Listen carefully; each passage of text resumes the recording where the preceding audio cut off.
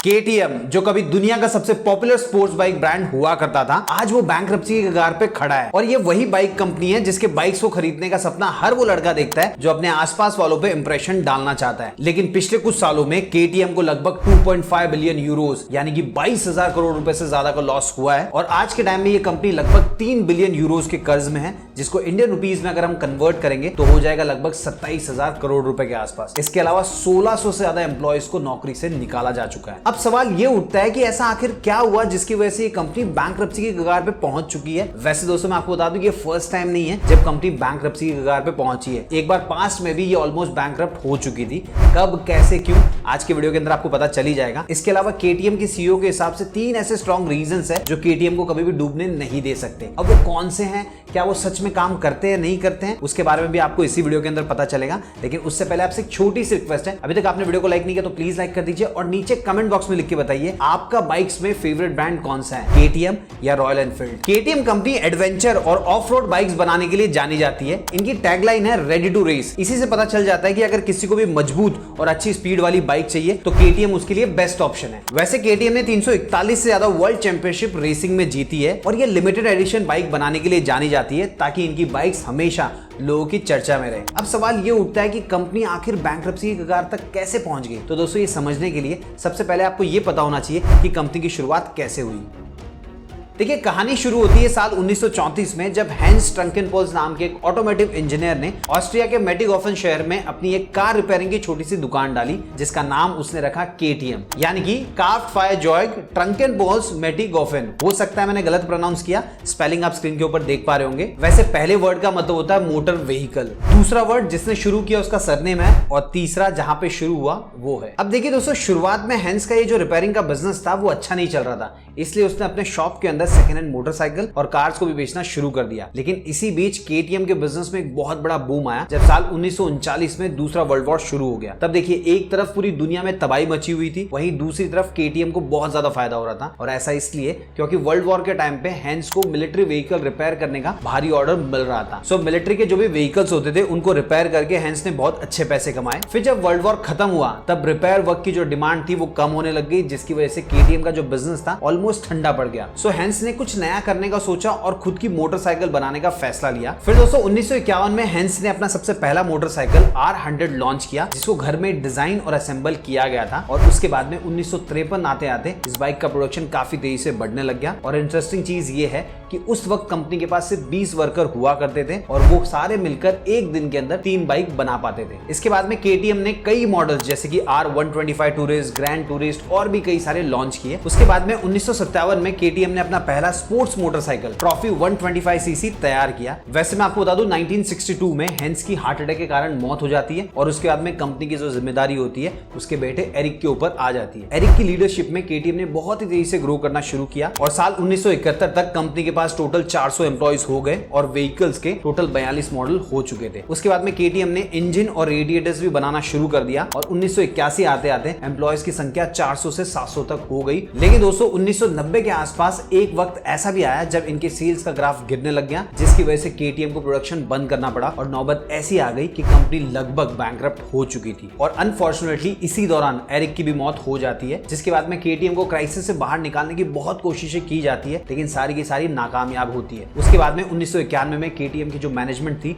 उसको creditor banks के group को सौंप दिया गया और सॉल्यूशन के तौर पे KTM को मोटरसाइकिल, बाइसाइकिल, रेडिएटर और टूलिंग इन 4 डिविजन्स में बांटा गया, जिसमें से KTM मोटरसाइकिल का जो डिवीजन था वो स्टीफन पियरर के हाथ में आया। उसके बाद में उन्होंने KTM में कई बड़े बदलाव किए। स्टीफन ने प्रोडक्शन को बढ़ाने और R&D फैसिलिटी में इन्वेस्ट किया, फिर कई नए मॉडल्स को मार्केट में लॉन्च किया। इसी दौरान 1994 में KTM ने ड्यूक सीरीज की मोटरसाइकिल्स को लॉन्च किया जो बाद में कंपनी की यूनिक पहचान बन गई। और 1996 में KTM ने अपने मोटरसाइकिल को ऑरेंज कलर में भी लॉन्च किया था, जिसके लिए लोग आज भी दीवाने हैं। उसके बाद में स्टीफन ने लिक्विड कूल सुपर मोटो और एडवेंचर मोटरसाइकिल को लॉन्च किया जो राइडर्स के लिए गेम चेंजर साबित हुई। वैसे दोस्तों साल 2007 में बजाज ऑटो ने KTM में 14.5% स्टेक खरीद दिया, जिससे दोनों कंपनीज के बीच में पार्टनरशिप शुरू हो गई। और साल 2013 आते आते बजाज का KTM में जो हिस्सा था वो 47.97% तक पहुंच गया। वैसे आज के टाइम में KTM की कई बाइक्स खास करके 125cc, 200cc, 250cc और 390 सीसी वाले जो मॉडल्स होते हैं वो भारत में ही बनाए जाते हैं और ये बनते हैं पुणे के चाकन में और उसके बाद में यूरोप, अमेरिका और एशिया में एक्सपोर्ट किए जाते हैं। इसके अलावा दोस्तों 2013 में केटीएम ने हस्कवर्ना को भी खरीद लिया था और आज के टाइम में केटीएम ग्रुप के पास टोटल 3 बड़े ब्रांड्स हैं,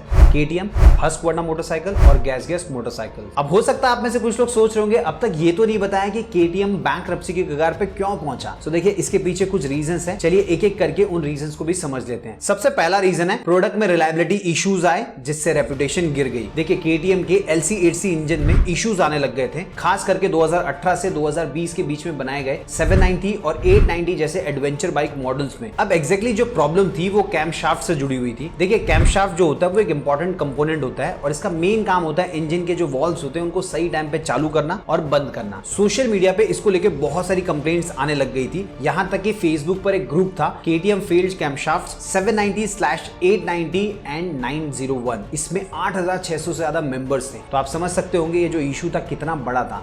सोशल मीडिया पे कंप्लेंट का जितना नंबर बढ़ रहा था उतना ही कस्टमर्स में ट्रस्ट इशू भी पैदा हो रहा था। अब देखिए कई कस्टमर्स का मानना है कि केटीएम ने अपने प्रोडक्ट की क्वालिटी और कस्टमर सर्विस पे सवाल उठाने के बावजूद भी उनकी प्रॉब्लम्स को इफेक्टिव तरीके से हैंडल नहीं किया, जिसकी वजह से लोगों का केटीएम की बाइक्स के ऊपर से भरोसा उठने लगा। दूसरा रीजन ओवर प्रोडक्शन, यानी कि ज्यादा बाइक बना डाली। देखिए कोविड-19 से पहले केटीएम बाइक्स की जो डिमांड थी वो बहुत ज्यादा थी, सो उन्होंने सोचा कि ये डिमांड हमेशा रहने वाली है, इसीलिए प्रोडक्शन बढ़ा दिया। लेकिन जब डिमांड नॉर्मल हुई तो लाखों बाइक शोरूम में पड़ी रह गई और पैसे वेस्ट होने लग गए। बाइक्स को डिस्काउंट पे बेचना पड़ा, जिससे डीलर्स का जो मार्जिन था वो कम हो गया और ब्रांड की वैल्यू भी गिर गई। तीसरा रीजन फाइनेंशियल प्रॉब्लम, यानी कि पैसे की तंगी आ गई। देखिए आज की डेट में केटीएम के डाउनफॉल का सबसे बड़ा रीजन है उसका बढ़ता हुआ कर्ज। 2024 में केटीएम के ऊपर 3 बिलियन यूरोज यानी कि ऑलमोस्ट 27,000 करोड़ रुपए से ज्यादा का कर्जा था। यह पैसा उन्होंने ज्यादा प्रोडक्शन बढ़ाने के लिए लिया था, लेकिन क्वालिटी इश्यूज और दूसरे फैक्टर्स के कारण डिमांड कम हो गई और बाइक शोरूम में ही पड़ी रह गई। चौथा रीजन हाई कंपटीशन। देखिए इंडिया में रॉयल एनफील्ड, यामाहा, होंडा ये जो ब्रांड्स हैं इन्होंने केटीएम को टफ कंपटीशन देना शुरू कर दिया, क्योंकि इन ब्रांड्स की जो बाइक होती है वो सस्ती होती है, रिलायबल होती है और मेंटेनेंस भी कम लगता है, जबकि केटीएम की बाइक्स कॉस्टली भी होती है और हाई मेंटेनेंस मांगती है। इसके अलावा दोस्तों बाहर के देशों में भी सेम प्रॉब्लम होने लग गई, हाई कंपटीशन का सामना करना पड़ रहा था। इसके अलावा मुझे 2 और रीजंस मिले, चलिए वो भी मैं आपके साथ शेयर कर देता हूं। देखिए सबसे पहला रीजन था पुअर प्रोडक्ट डिफरेंशिएशन। जैसे कि मैंने आपको बताया कि केटीएम के पास आज के टाइम में 3 ब्रांड्स हैं, केटीएम, गैस और हस्कवर्ना। अब इन तीनों ब्रांड की आप इन बाइक्स को देखिए, केटीएम 690, गैस 700 और हस्कवर्ना 701, सब एक जैसी ही दिखती है, बस इनका कलर और उनकी ब्रांडिंग थोड़ी सी अलग है। इन्होंने एक स्ट्रैटेजी बनाई थी अलग अलग कस्टमर सेगमेंट को टारगेट करने के लिए, लेकिन दोस्तों ये जो स्ट्रैटेजी थी वो बहुत हद तक फेल हो गई। दूसरा मोटोजीपी पार्टनरशिप। देखिए 2017 में केटीएम ने मोटोजीपी में पार्टिसिपेट किया। मोटोजीपी का फुल फॉर्म होता है मोटरसाइकिल ग्रैंड प्राइक्स। ये दुनिया की सबसे high level motorcycle racing championship होती है। मोटोजीपी जैसे बड़े और महंगे स्पोर्ट्स इवेंट में हिस्सा लेने के लिए काफी फंड और रिसोर्सेज की जरूरत पड़ती है। सो केटीएम ने रेड बुल के साथ पार्टनरशिप की, जिसमें केटीएम ने win on Sunday, sell on Monday ये स्ट्रैटेजी अपनाई थी। इसका मतलब ये था कि अगर उनकी बाइक मोटोजीपी में जीतेगी तो इससे उनकी बाइक की सेल्स में बढ़ोतरी होगी। मगर जैसा केटीएम ने सोचा था वैसा हुआ नहीं, कंप्लीटली उल्टा हो गया। इनकी बाइक की सेलिंग पे कुछ भी खास असर पड़ा नहीं और हुआ ये कि मोटोजीपी में जितने भी पैसे लगाए थे वो रिकवर भी नहीं कर पाए। सो दोस्तों मोटोजीपी का ये जो इवेंट था केटीएम को बहुत ही महंगा साबित हुआ। अब दोस्तों जब मैं इस टॉपिक के बारे में रिसर्च कर रहा था तो मुझे मेन 4 रीजंस तो मिले ही थे, साथ ही साथ में ये 2 रीजंस और मिले थे जो भी मैंने आपके साथ शेयर कर दिया। अब दोस्तों कस्टमर्स का भरोसा एक बार फिर से जीतने के लिए केटीएम के काफी लंबे टाइम तक सीईओ रहने वाले स्टीफन पियरर का कहना था कि वो इस साल 2025 में इनोवेटिव टेक्नोलॉजी के साथ नए मॉडल्स को लॉन्च करेंगे और कंपनी को बचाने की पूरी कोशिश करेंगे। लेकिन दोस्तों वो खुद ही पोजीशन छोड़ के चले गए, उन्होंने रिजाइन दे दिया है और अब उनकी जगह ले ली है गॉटफ्राइड न्यूमाइस्टर ने। अब तक की केटीएम की कहानी सुनकर शायद आपको लग रहा होगा कि ये ब्रांड पूरी तरीके से डूब जाएगा, लेकिन दोस्तों यहाँ पे आता है कहानी में ट्विस्ट। केटीएम को हाल ही में नई लाइफलाइन मिल चुकी है, अब वो कैसे मिली चलिए समझते हैं। देखिए केटीएम की पेरेंट कंपनी जो है पियरर मोबिलिटी एजी ने नवंबर 2024 में सेल्फ एडमिनिस्ट्रेटर इंसॉल्वेंसी के प्रोसेस में एंट्री ली थी। अब दोस्तों इसका मतलब ये होता है कि केटीएम ने कोर्ट में जाके अपनी बात रखी और कहा कि फिलहाल हम कर्ज को चुकाने में सक्षम नहीं है, हमें थोड़ा सा टाइम मिलना चाहिए ताकि हम अपने क्रेडिटर्स के साथ रीपेमेंट प्लान को तैयार कर सकें। वैसे केटीएम को 90 दिन की मोहलत मिली थी जो अब खत्म हो चुकी है। अब दोस्तों ये भी सुनने को मिल रहा है कि क्रेडिटर्स ने केटीएम के रिस्ट्रक्चरिंग प्लान को मंजूरी दे दी है, मतलब केटीएम को डूबने से बचाने का रास्ता साफ हो चुका है। अब केटीएम अपने क्रेडिटर्स को एक बार में पेमेंट देगा, हर क्रेडिटर को उसके टोटल क्लेम का 30% मिलने वाला है। वैसे दोस्तों टोटल पेमेंट जो इनको जमा करना है वो है 548 मिलियन यूरोस, जिनको अगर इंडियन रुपीस में कन्वर्ट करेंगे तो हो जाएगा लगभग 4800 करोड़ रुपए, और ये 23 मई 2025 तक जमा करना है। और साथ ही दोस्तों पियरर मोबिलिटी ने यह भी ऐलान किया कि मिड मार्च 2025 से केटीएम अपनी मेटिगोफेन यानी कि ऑस्ट्रिया वाली जो फैक्ट्री है